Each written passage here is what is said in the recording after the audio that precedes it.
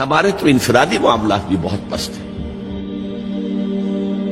ہمارے تو معاملات آپس کے غلط ہیں، ہم تو جھوٹ اور دھوکہ اور فریب اور ملاوٹ اور خیانت اور غبن، اس میں تو ہم بہت ہائی مارکس جو ہیں سیکیور کر رہے ہیں۔ جاج برنارڈ شاہ نے کہا، میں جب قرآن پڑھتا ہوں تو محسوس کرتا ہوں کہ اس سے بہتر کتاب ممکن نہیں، اور جب مسلمانوں کو دیکھتا ہوں تو محسوس کرتا ہوں کہ ان سے زیادہ ذلیل قوم کوئی نہیں۔ یہ گواہی ہم دے رہے ہیں، یہ محمد کے ماننے والے یہ ہیں، یہ ہے امتی محمد کے، جو اپنے پاؤں پہ کھڑے نہیں ہو سکتے، جو اپنے معاملات مینیج نہیں کر سکتے، بیکاری،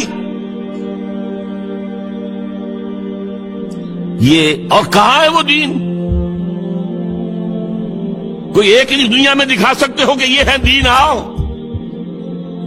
see with your own eyes, this is دین الحق۔ یہ جو میں نے آپ سے کہا تھا نا، یہ بڑی نازک ذمہ داری، بڑی نازک، اس کا ایک اندازہ آپ کو ہو جائے گا خطبہ حجۃ الوداع سے۔ حضور نے جو خطبہ دیا، اور وہ عظیم ترین خطبہ ہے تاریخ انسانی کا، آخر میں موٹی موٹی باتوں کو پھر دہرایا۔ دیکھو عورتوں کا خیال کرو، عورتوں کے حقوق ادا کرو، دیکھو غلاموں کے ساتھ نیک سلوک کرنا، جو بھی تھی۔ پھر آپ نے ایک سوال کیا، الا هل بلغت، لوگوں میں نے پہنچا دیا یا نہیں؟ 1.25 لاکھ کا مجمع تھا، آج سے 1400 برس قبل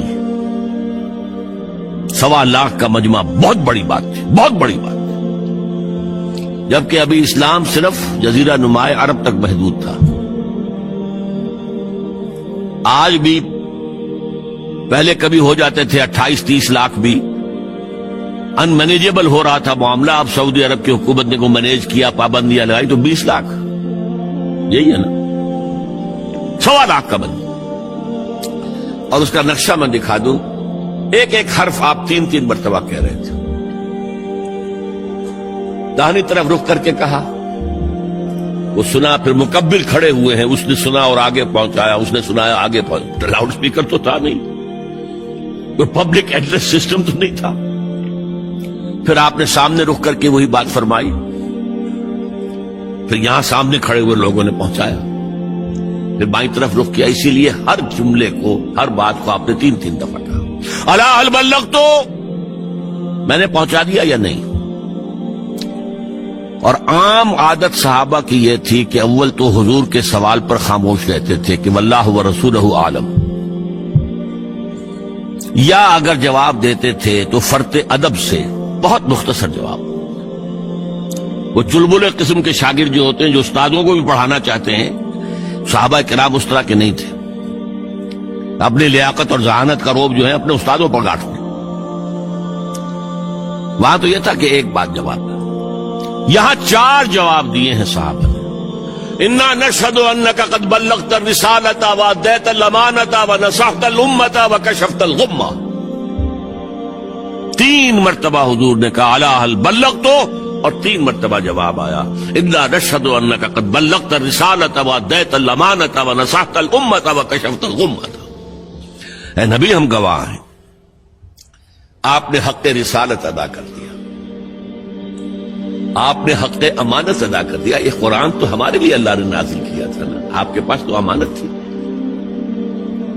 آپ نے امت کی خیر خواہی کا حق ادا کر دیا، آپ نے ہر قسم کی گمراہیوں کے، اندھیروں کے پردے چاک کر دیے۔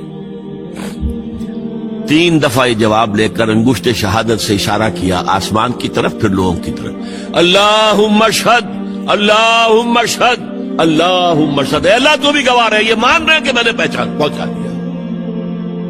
They can't sue me in your court on the day of judgment۔ یہ میرے خلاف استغاثہ نہیں لا سکتے کہ میں نے پہنچانے میں کمی کی ہے،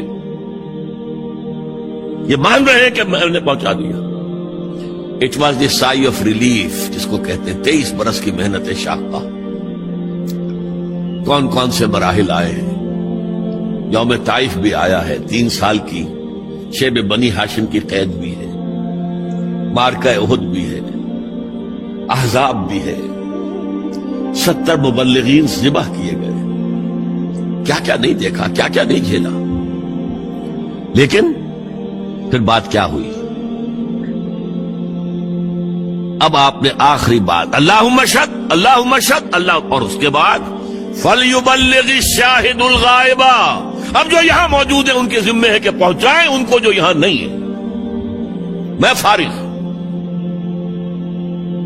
میرے کندھے سے بوجھ اتر گیا، اب تمہارے کندھوں پر آیا. اب اس غائب میں وہ بھی تمام لوگ شامل تھے جو اس وقت دنیا میں تھے اور وہاں نہیں تھے. شاہد اور غائب کا لفظ آ گیا جہاں سے میں نے بات شروع کی تھی، شاہد اور غائب. شاہد موجود، فَلْيُبَلِّغِ الشَّاهِدُ الْغَائِبَ، اور غائب میں وہ بھی ہے جو قیامت تک آئیں گے. اللہ اکبر اللہ